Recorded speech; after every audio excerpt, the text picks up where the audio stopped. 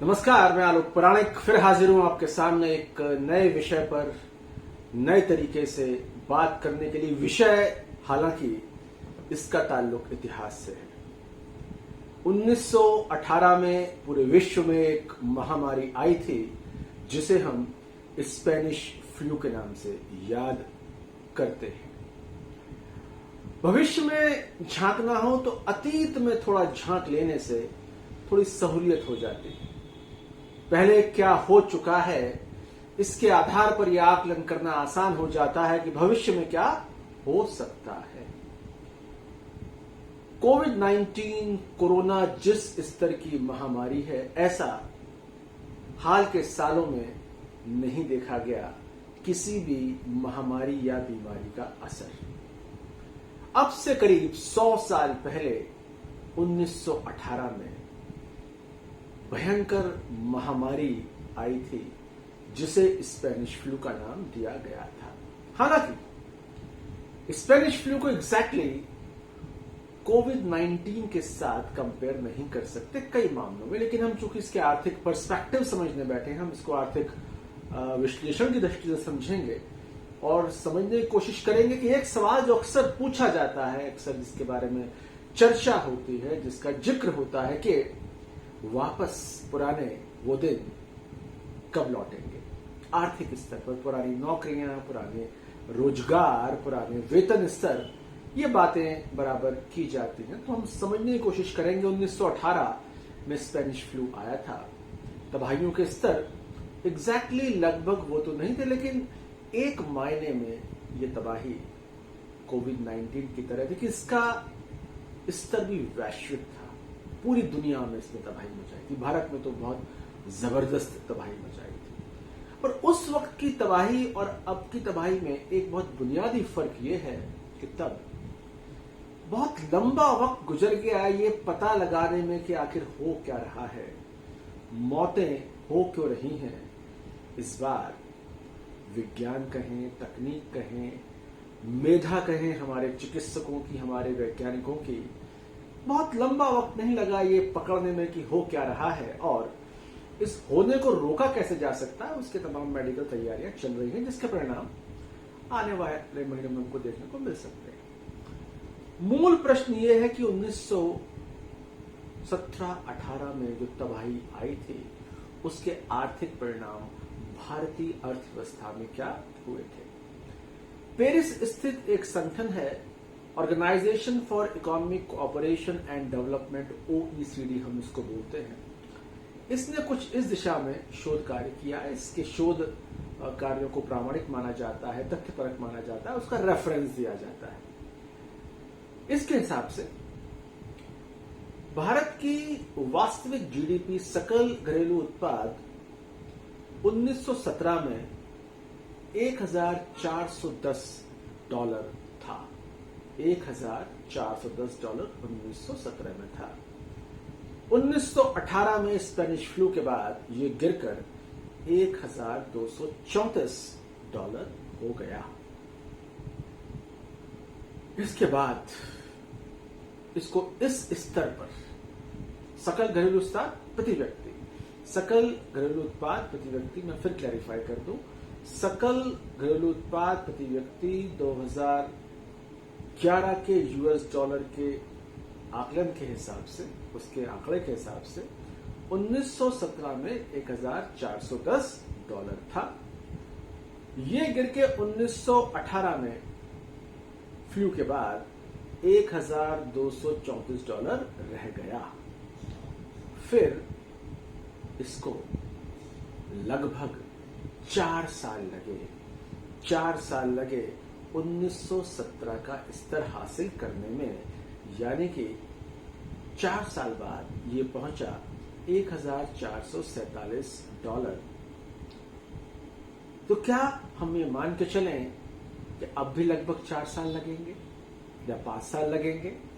ये डिबेट बहुत गहरी हो गई है और आप में से जो लोग अर्थशास्त्र के बहुत बुनियादी छात्र हैं वो समझ लेंगे। इकोनॉमी में डिबेट होती है कि रिकवरी एल शेप्ड होगी या वी शेप्ड होगी। वी शेप्ड का मतलब हुआ ऊपर से गिरे यहां और यहां से ऊपर, ये हो गया वी। यानी बहुत तेजी से गिरे और बहुत तेजी से ऊपर गए। अगर इस शेप में रिकवरी होती है तो हम कहते हैं वी शेप्ड रिकवरी। कुछ विद्वानों का आकलन है कि रिकवरी वी शेप्ड होगी।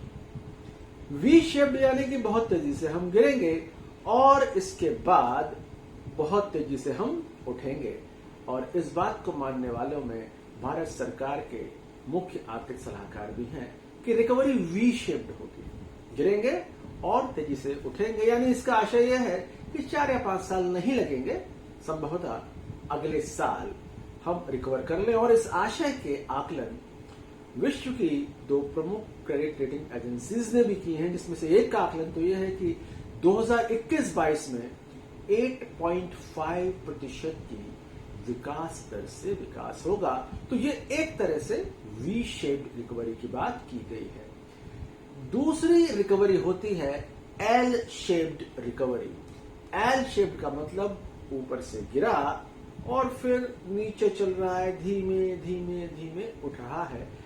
एल शेप्ड रिकवरी में विकास को पुराने स्तर पर आने में बहुत लंबा वक्त लगता है। अब यह तो एक आकलन और अनुमान का विषय है कि वी शेप्ड होगी या एल शेप्ड होगी। अगर पुराना आंकड़ा देखें हम स्पेनिश फ्लू का तो 4 साल करीब लगे, तो क्या अभी हम 4 या 5 साल का हिसाब किताब लेके चलें?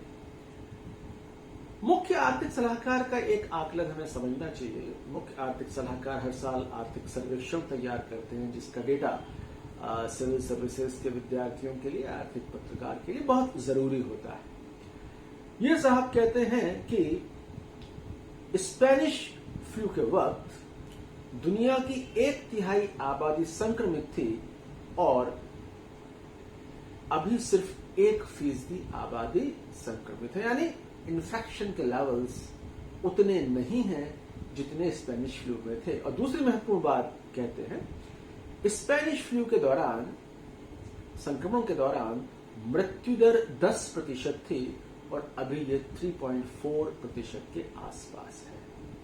यानी इन्फेक्शन और संक्रमण दोनों के लिहाज से ये कोरोना कोविड-19 उतनी मारक नहीं दिखाई पड़ रही है जितना कि उस वक्त देखा गया था। तो अगर उस वक्त 4 साल में रिकवरी हो गई थी तो इस बार भी 4 साल में रिकवरी होने के चांसेस क्यों नहीं होने चाहिए?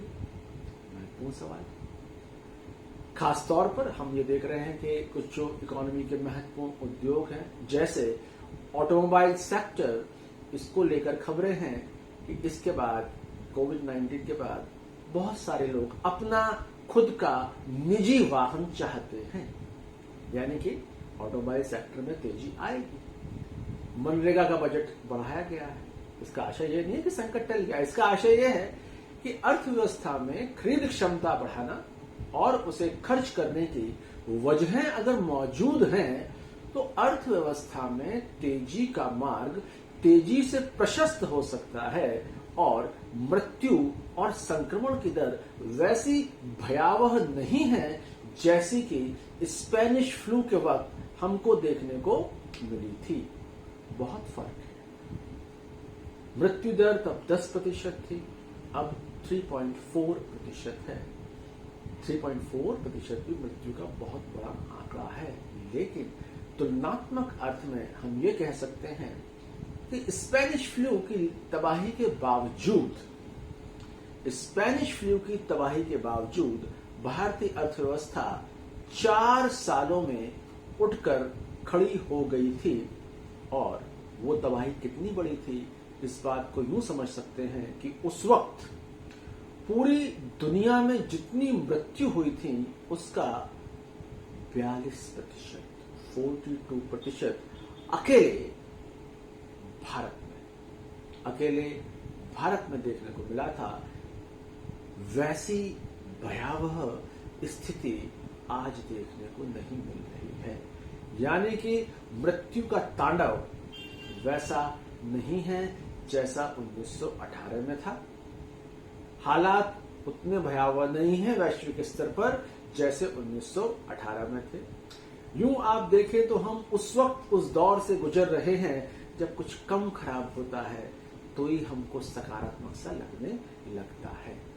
उम्मीद की किरणों को हम देख सकते हैं इतिहास के आंकड़ों में। इसका आशय ये नहीं है कि अर्थव्यवस्था की रफ्तार ठीक है, अर्थव्यवस्था में कोई दिक्कत नहीं है।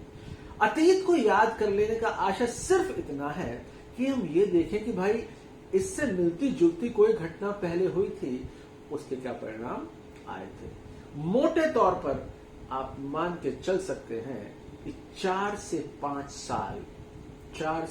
5 साल अगर चीजें एक स्लो धीमी रफ्तार में चलती हैं और 1 से 2 साल अगर चीजें उस वी शेप्ड रिकवरी के हिसाब से चलती हैं जिसकी उम्मीद कुछ क्रेडिट रेटिंग एजेंसियों को है और हमारे मुख्य आर्थिक सलाहकार को है। आइए हम सब दुआ करें, हम उम्मीद करें कि वी शेप्ड रिकवरी हो। नमस्कार, धन्यवाद। मैं आपसे फिर एक बार रिक्वेस्ट करूंगा, हमारे चैनल को सब्सक्राइब करें। अर्थचक्र 360 में हम आपको तमाम जटिल आर्थिक विषयों के बहुत सहज और सरल हिंदी भाषा में विश्लेषण और व्याख्या प्रस्तुत करते हैं। खास तौर पे उनके लिए है जो सिविल सर्विसेज की तैयारी कर रहे हैं, भारतीय अर्थव्यवस्था के विभिन्न आयामों को बहुत सहज तरीके से समझना चाहते हैं। आप सब्सक्राइब करें, अपने मित्रों से कहें सब्सक्राइब करने के लिए और बेल आइकन को दबाएं ताकि हम जब भी कोई वीडियो अपलोड करें आप तक सूचना पहुंच जाए। हमारी कोशिश है कि हम रोज एक वीडियो अपलोड करें। हमारे चैनल में करीब 15 के आसपास वीडियो हैं। सारे वीडियो समसामयिक आर्थिक विषयों पर आधारित हैं। आप खुद देखें, अपने मित्रों को प्रेरित करें।